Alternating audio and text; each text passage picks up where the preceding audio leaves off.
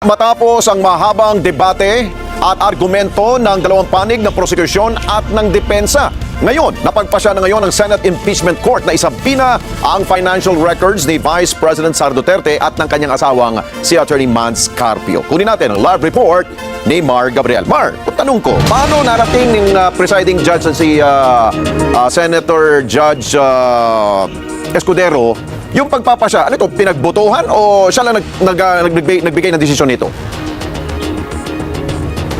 Well, ang sabi ng impeachment court, ibinase nila Alex sa batas at sa mga nakaraang impeachment trial, yung desisyon nila na isabina nga itong mga bank records at BIR documents ni VP Sara at asawang si Mans Carpio at yung mga korporasyon na inuugnay sa kanila. Alex, walang nangyaring botohan at ang sabi ng impeachment court, ang desisyon ng presiding officer ay desisyon ng korte.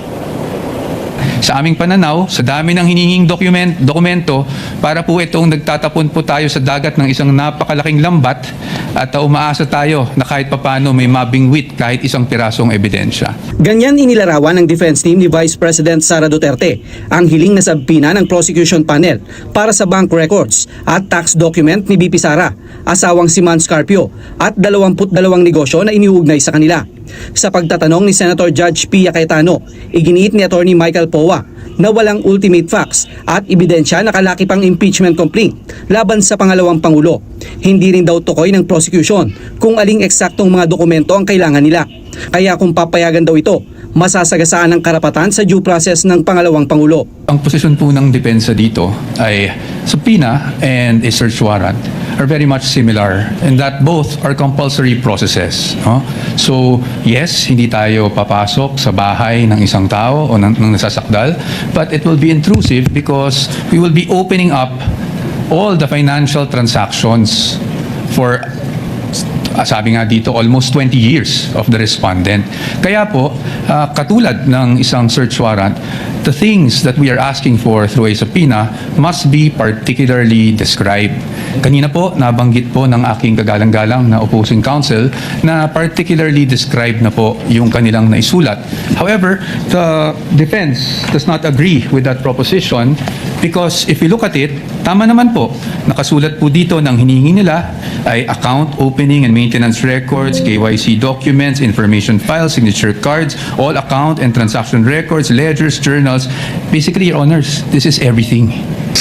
Na pag ang usapin ay unexplained wealth, kailangan makita yung kabuuan ng kinita ng isang lingkod bayan at yung mga dineclare niya sa salin. Iginiit din ng depensa na may tuturing na fruit of poisonous tree ang mga dokumento at datos na nakalap ng prosecution sa ginawang pagdinig ng Committee on Justice ng House of Representatives, kaya hindi ito maaaring gamitin bilang ebidensya. Muli ring nanindigan ng defense team na dapat ay may kaugnayan sa posisyon ni VP Sara bilang Vice Presidente ang mga reklamo at ebidensyang ilalatag sa impeachment trial. Malinaw daw yan sa komento ng Supreme Court sa Duterte versus House of Representatives na hindi raw maaaring ituring bilang obiter dictum. While ang end result is na-trigger yung one-year bar and that's why void yung naging first round of impeachment, ang talagang pinag-uusapan ng Supreme Court dito is the observance of due process in every stage of the proceeding. And that is why it is very important na mapag-usapan natin na yung kasama doon is really kung ano ba talaga ang isang impeachable offense. At nakasulat doon, if I may quote, the basis of any charge must be for impeachable acts or omissions committed in relation to their office, meaning in relation to their impeachable office and during the current term of the impeachable officer. So that is why, Your Honors, it is the view of the defense na hindi po obiter lang itong pronouncement ng Supreme Court na to as to what constitutes as an impeachable offense. Pero matapos ang higit 3 oras na diskusyon, naglabas na ng desisyon ng impeachment court. Kinatigan nito ang hiling na subpoena duces tecum para sa bank records, AMLAC records at tax records ni VP Sara, asawang si Mans Carpio at 19 na korporasyon na inuugnay sa kanila. Denied naman ang subpoena para sa JTC Group of Companies at Pikimong Philippines Corporation dahil sa kawalan ng prima facie relevance. The request for subpoenas directed to the concerned banking institutions covering the accounts of respondent, Attorney Manasseh Carpio, separately or jointly, the partnership of Carpio lawyers, and the 19 listed corporate entities is granted. The banks are ordered to submit to the clerk of court the documents on July 30, 2026 at 9 a.m. with the attendance of parties and counsels. Kasamang isasabpina ang mga dokumento mula 2007 kung kailan nagsimulang maupo bilang Vice Mayor si BP Sara. As requested under the subpoena, Dusis Tegum will not be used to allege additional independent impeachable offenses.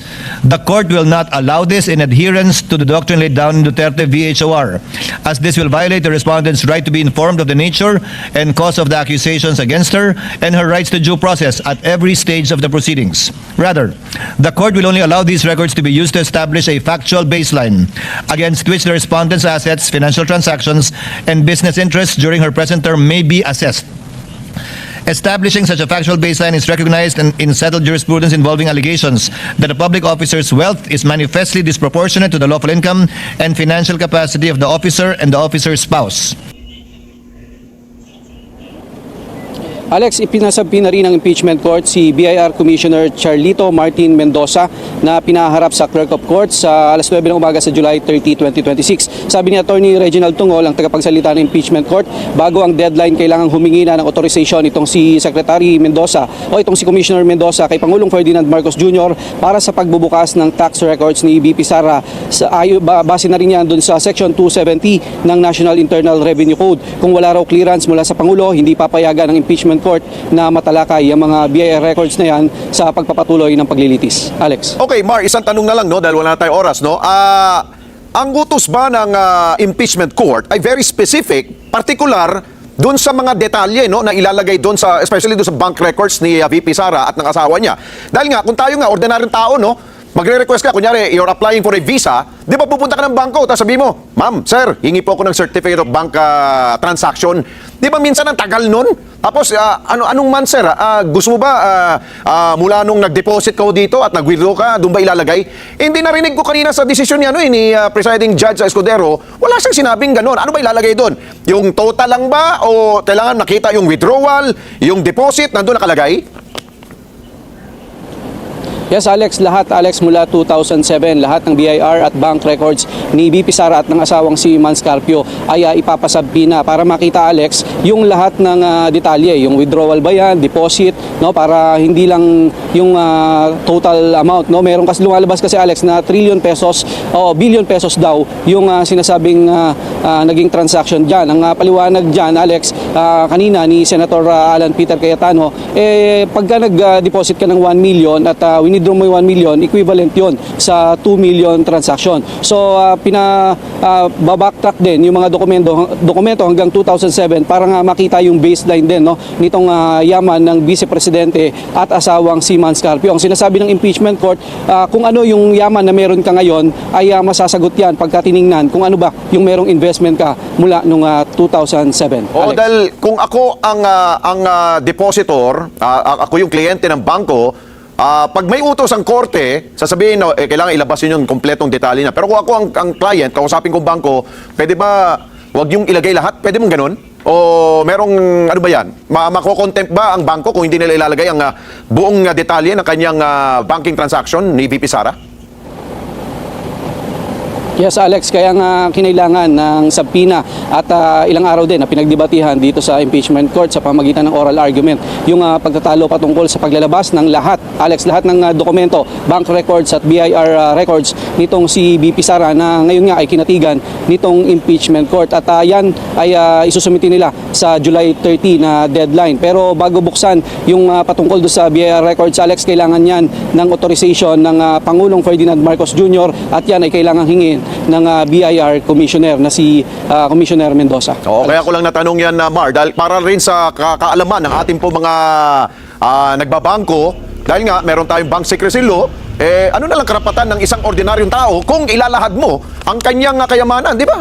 Yun lang. Gusto ko lang, kung talaga bang very powerful ang korte na kailangan diktahan ng bangko, nawala yung privacy ng isa pong depositor nila. Yun lang.